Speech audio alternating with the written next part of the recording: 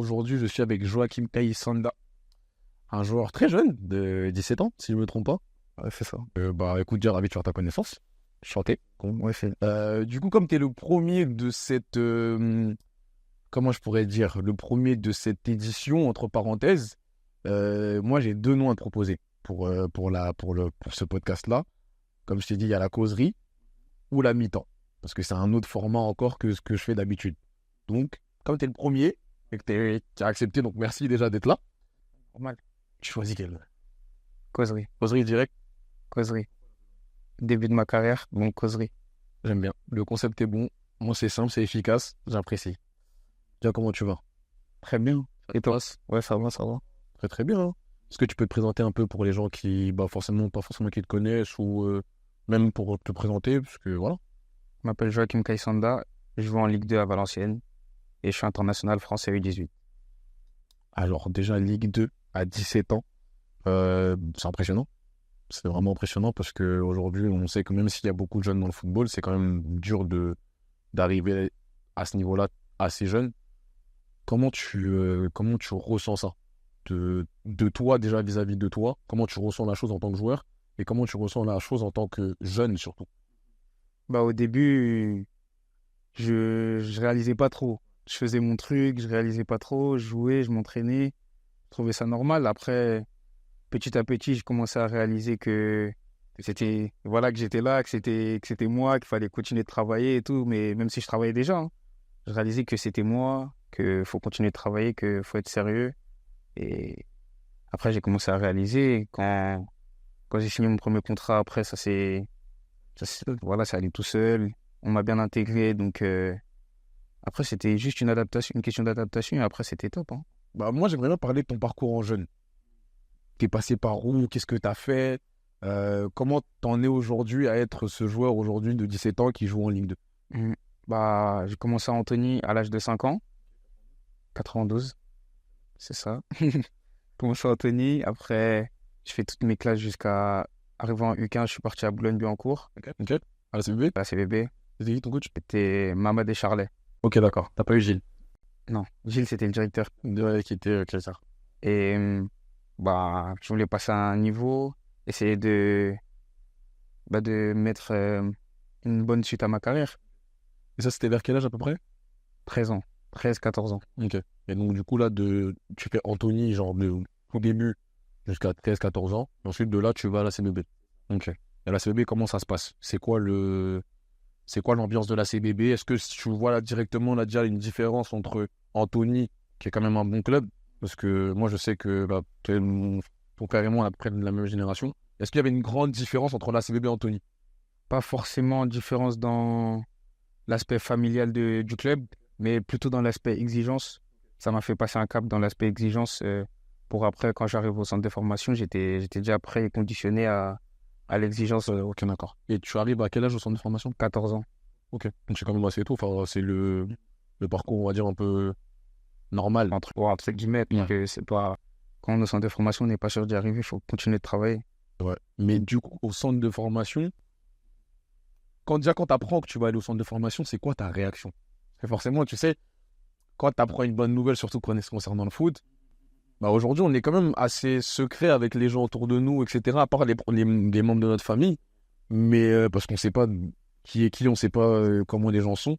Mais comment tu réagis quand tu sais que tu vas signer en centre de formation? J'étais dans la voiture avec mon frère. C'était le lendemain de l'essai à Valenciennes. Je venais de faire 3 jours. J'étais dans la voiture avec mon frère. Je revenais de la sélection 92. J'allais dire, j'avais enchaîné le rassemblement et après, directement, je suis parti en sélection 92. Et le recruteur, il m'appelle et il me dit que c'est bon, je suis pris. Et ça veut dire que j'étais content. Fierté déjà. Fierté, oui. Et content de faire ce cadeau à ma maman puisque mes frères, ils ont travaillé. Malheureusement, ils n'ont pas atteint cet objectif, cette étape.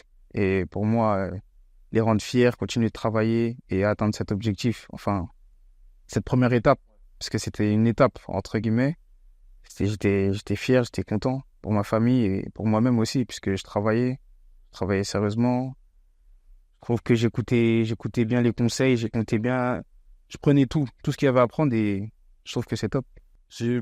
Quand je t'entends parler, c'est spécial parce qu'en fait, t'as 17 ans, mais honnêtement, genre, tu fais preuve d'une certaine maturité qui est assez impressionnante parce que, je dis la vérité, moi, à 17 ans, j'étais pas comme ça du tout.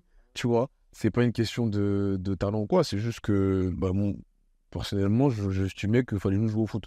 Tu vois, donc c'est très important de voir qu'aujourd'hui, euh, qu'on rappelle souvent l'âge, bon, comme dirait une certaine personne, ne parle pas d'âge, mais c'est quand même intéressant de voir que tu as quand même les pieds sur terre vis-à-vis de tout ça. En fait, tu as un certain détachement, je trouve, vis-à-vis de tout ça. Comment ça se fait? C'est important, on est tous êtres humains, hein. On est tous êtres humains. Des fois, on n'est pas bien, même si on est dans une bonne forme, entre guillemets, et c'est comme ça. On est tous des êtres humains, donc faut, faut des fois faire abstraction de tout ce qui se passe, genre les médias, tout ça, tout ce qui se passe autour de toi, et se mettre dans ta bulle, et c'est important. Parce que quand c'est plus compliqué, il y a moins de personnes. Que toi, C'est après, ça. quand c'est compliqué, Que c'est toi et toi et ta ta famille, famille. c'est ça. C'est que toi et ta C'est famille. ça. Ça, je comprends très, très bien. Le centre de formation, alors, ça se passe comment? Tu retrouves des joueurs que peut-être que tu connaissais d'avant, contre qui tu as sûrement joué, je sais pas. Ou même des mecs qui étaient avec toi, soit au quartier, soit dans l'équipe, soit que tu avais déjà entendu parler. Comment ça se passe là-bas? Bah, au centre de formation, la première année, quand j'arrive, il y avait une seule personne avec qui on jouait dans le même club, il s'appelait Ruben. Et ça va, il m'a bien intégré, tout le monde m'a bien intégré, tout le monde m'a bien... Il était déjà là, un an de plus. Mais je me retrouve dans la même équipe que lui en U17 NAS. Et ça va, on s'intègre bien et tout. Mon arrivée, elle était top. Après, je me suis blessé, une blessure qui m'a, voilà, qui m'a un peu éloigné de 2 mois. Une béquille, ouais. Je devais faire ma première sélection en équipe de France, j'ai loupé ça à cause de cette blessure. Ça. Et après, bah, je suis bien revenu. J'ai bien travaillé avec les préparateurs physiques parce que j'étais déjà conditionné avant à travailler. Donc après, ça s'est fait naturellement. J'ai continué de travailler, j'ai travaillé et j'ai pu revenir au top. Je me suis imposé en U17 NAS. J'ai pu faire quelques sélections en fin de saison, U16, l'année de découverte entre guillemets. Et après, ben, ça s'est enchaîné. L'année d'après, j'ai repris en U19. Après, j'ai enchaîné les sélections U17. J'ai commencé à être capitaine un peu en sélection et après, bah, j'ai travaillé, j'ai fait le championnat d'Europe l'été dernier. Et là, en décembre, j'ai fait la Coupe du Monde et j'ai enchaîné avec la reprise en juillet avec les pros. Donc, C'était de la continuité, entre parenthèses. Moi, j'aimerais bien revenir sur la sélection parce que tu nous en parles rapidement comme si c'était un truc qu'on pouvait tous faire là. J'aimerais bien la sélection, moi aussi, quand même. Non, mais comme, encore une fois, je trouve ça vraiment impressionnant parce que tu as ce détachement. C'est bien. Franchement, je suis très, très impressionné. Mais bon, on est des êtres humains, comme tu dis, on a des sentiments, on joue au foot par passion. Quand tu vas en sélection, quand on t'appelle, quand tu sais que là, tu vas représenter ton pays, que tu vas être parmi l'élite du football français, dans les jeunes de ton âge, ça te fait quoi? je suis grave fier. Je m'étonne. Grave fier. Bah, je me dis que c'est une chance que j'ai. Ouais. La sélection, c'est pas définitif. Ouais. Que ça soit en A ou, pardon, en A, en U16, en U17. Donc, je me dis qu'il faut faire une bonne prestation, montrer une bonne image de soi, rien regretter. Et voilà, hein, je profite. Quoi. Ouais, Voilà, profiter, passer de bons moments. On découvre aussi des pays. Ouais, c'est vrai. Voyage énormément. C'est aussi ça qui est bien dans le foot parce que forcément, on voyage. Moi, par exemple, tu vois, je suis allé en Roumanie, je suis allé en Écosse, je suis allé en Allemagne, je suis allé en Angleterre. Et tout ça, c'est grâce au foot en vérité, tu vois. Donc, c'est ce qui fait qu'en sorte, c'est un autre aspect du football aussi qu'on voit pas forcément. Parce que c'est vrai qu'il y a le travail, il y a jouer, il y a faire ci, ça, mais il y a ce côté voyage, etc., qui est aussi intéressant. En sélection, tu m'as dit que tu étais capitaine. Bah, est-ce que, moi, j'aimerais bien parler de ton entourage familial, vis-à-vis que ce soit de la sélection, que ce soit aussi de comment tu es en club. Comment ça se passe? Parce que aujourd'hui, on connaît tous, on sait tous comment c'est compliqué aussi d'être bien entouré. Je pense qu'avec les gens qui sont autour de toi, parce que ça se voit et puis même ça s'entend dans la façon dont tu parles, c'est quoi, déjà qui est ton entourage? Bah, ma famille. Ta famille, parce que moi, la famille, c'est vague hein, comme mot. Hein. La famille, c'est très vague comme mot, parce que une personne de l'extérieur peut devenir ta famille. Tu vois ce que je veux dire? Une personne de l'extérieur peut s'accrocher à toi, mais de manière positive, parce qu'on connaît les gens qui s'accrochent d'une chose de manière négative, mais une personne de l'extérieur peut aussi s'accrocher à toi de manière positive. C'est vrai, Donc, forcément, il y a la famille de sang, mais il y a aussi des amis qui deviennent aussi la famille, tu vois. Donc, C'est qui ta famille, du coup? Bah, il y a mes frères et sœurs qui me suivent partout. On est 3. On est 4 avec moi. Le petit? Je suis le plus petit. Bizarre un peu, non? D'être le plus petit? Ouais. Non, c'est bien. Hein. Je shootais un peu, non? Ça va, normal. Un peu quand même. Ils étaient un peu durs ou pas quand même? Non, ça va, ils étaient gentils avec moi. Bah, c'est bien, c'est normal, il faut. Ouais, toujours. Donc, tes parents, ok, tes frères et sœurs, ok. Après, il y a mon conseiller qui... C'est ma famille. Bon, pour ça que je te dis ça, tu vois. Donc, c'est important aussi Non, mais c'est bien parce que tout à l'heure aussi, comme je t'ai dit, tu as l'air d'être bien entouré. Donc, c'est quelque chose d'important. On va parler un peu plus, hein, un peu plus. Qu'est-ce qui t'a poussé à faire du foot? C'est quoi le truc où tu t'es dit, bon, moi, je vais faire ce sport et je vais faire ce métier parce qu'il faut faire la différence entre jouer au foot et faire du foot et être footballeur. Qu'est-ce qui t'a donné envie déjà de jouer par plaisir? Et ensuite, par la suite, qu'est-ce qui t'a donné envie de dire, je veux faire ça comme métier? Ben, jouer par plaisir. Franchement, ben, je voyais mes frères, ils allaient au foot. Je les suivais partout. Je devais même être chiant, en vrai. Hein. Je les suivais partout. Mes frères, ils avaient tournoi. Je voulais y aller. Entraînement, j'allais. Donc, ça veut dire, en vrai, ça s'est fait naturellement. Franchement, il est né de là un peu. Ouais, c'est ça, naturellement. Naturellement. Genre, je les suivais partout. Il y avait des ballons à la maison, je jouais à la maison. Il y avait des crampons, c'était pas ma taille, je mettais. C'est pas mon problème, c'est... C'est ça, j'ai... C'était la passion, c'était comme ça. Et qu'est-ce qui a fait que tu t'es dit, bah, je vais faire du football mon métier? Franchement, c'est naturellement, genre, je me fixais des objectifs quand j'étais petit, je regardais les matchs, je me disais, bah, c'est un rêve en vrai. C'est un truc de malade, jouer dans des grands stades. Et après, quand je l'ai vécu une première fois, une seconde fois, j'étais en mode, ah ouais, C'est ça que je veux faire. que je vais faire. Et même là, aujourd'hui, quand je rentre dans un terrain, dans un grand stade et tout, ça, je me dis que c'est vraiment ça que je voulais faire. Et tout. Ok. La finale de la Coupe du Monde. Finale de la Coupe du On est obligé d'en parler. On est obligé d'en parler. Il s'est passé quoi? Parce que vous faisiez un sans faute. Hein. Vous faisiez un sans faute. Franchement, je suivais très fort. Franchement, félicitations déjà parce qu'il faut arriver à une finale de Coupe du Monde, c'est pas rien. Mais qu'est-ce qui s'est passé? Franchement, Il y avait trop de pression. non, je pense pas. Je pense pas, parce que tous les matchs, on les abordait pareil. Avec l'envie de gagner, c'était élimination directe. Mais je pense que on a fait une entame de match un peu moins bien, ça arrive à toutes les équipes. On encaisse un but en première mi-temps. Après, je crois on en encaisse un deuxième. Et on réussit à revenir à 2-2. Après, c'est penalty, quelque chose. Ouais, tu peux pas En fait, c'est un exercice qui est important, mais en vrai, tu peux pas contrôler les pénaltys. Malheureusement, c'est de la technique, oui. Après, il y a beaucoup de chance aussi. Franchement, je Il y sais a pas. beaucoup de chance. Et ouais, c'est. Je sais même pas comment l'expliquer. Je sais même pas comment l'expliquer. Jusqu'à présent, dans ta carrière professionnelle, en tout cas, ça a été quoi le moment le plus mémorable que tu as eu à vivre jusque-là? Ça peut être n'importe quel moment, pas forcément dans un match de foot. Hein. Ça peut être juste même ta signature, ça peut être vraiment n'importe quel moment. Ça peut même être juste, je vais dire un truc assez, on va dire, enfantin, hein, mais juste voir ta mère sourire le jour où tu as signé, par exemple, ou quand tu lui as appris. Tu vois, c'était quoi le plus mémorable pour toi? Je pense les deux. Ma signature, quand elle a souri et qu'elle m'a dit qu'elle était fière de moi. Et après aussi, après mon premier match, quand elle m'a appelé, bah, j'ai senti qu'elle était grave fière de moi et tout. Ben, c'était un moment mémorable. Tu te sens comment quand c'est comme ça? Je me dis qu'il faut aller chercher plus en vrai. Hein. Je me dis que ça, c'est bien.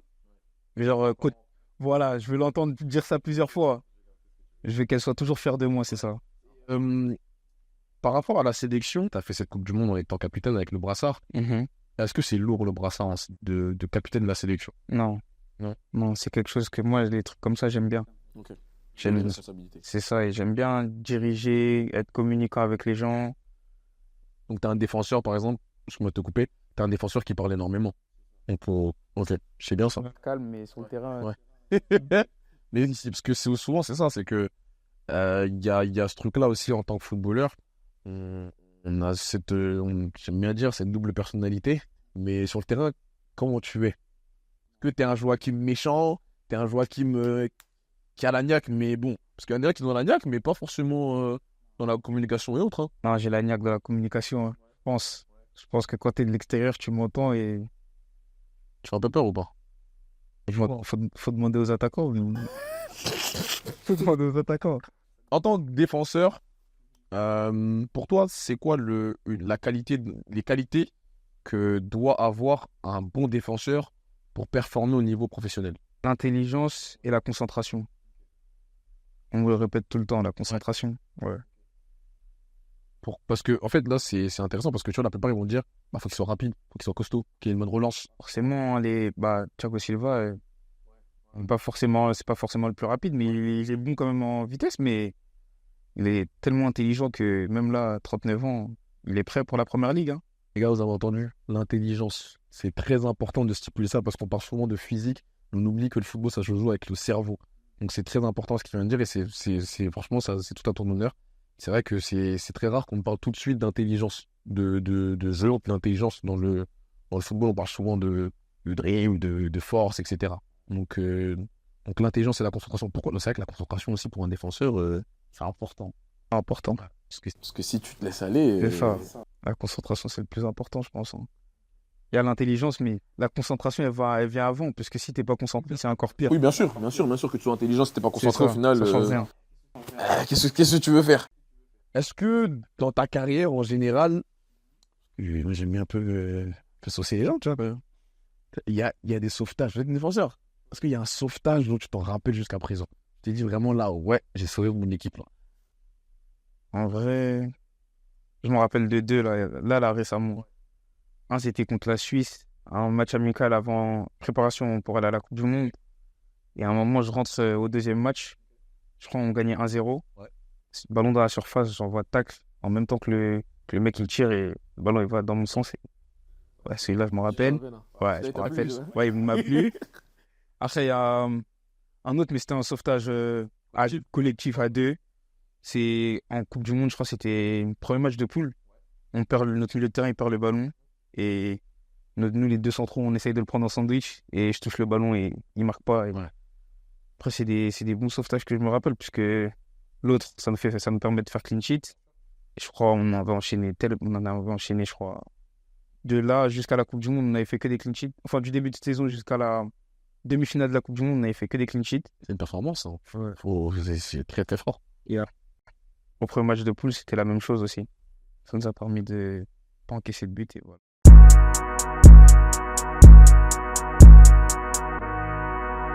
Les gars, on a fini, mais j'avais oublié un petit truc. Il a un petit cadeau pour vous, du coup. Ouais, j'ai un petit cadeau pour vous. Je vais vous signer ma paire de Puma Future. Celle qui vient de sortir. Elle est magnifique. Du coup. Donc, merci, frérot. Moi, j'ai pas le droit, j'ai pas. T'inquiète. Ah, t'inquiète, on se sait.